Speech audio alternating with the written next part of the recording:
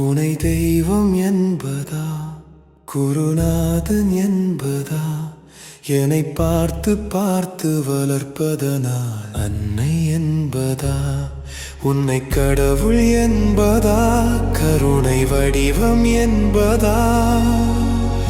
ஐயா ஞானதானம் தந்த உன்னை தந்தை என்பதா, சேரும் செல்வமெல்லாம் உன் அருளன்றோ, பாடும் பாடல் எல்லாம் உன் நினைவன்றோ, எந்த நேரமும் உன் நினைவன்றோ, எந்த குடும்பமே உன்னை மறக்குமா, ஒவ்வொரு அரிசியிலும் உன் முகமன்றோ, சாமி முருகையா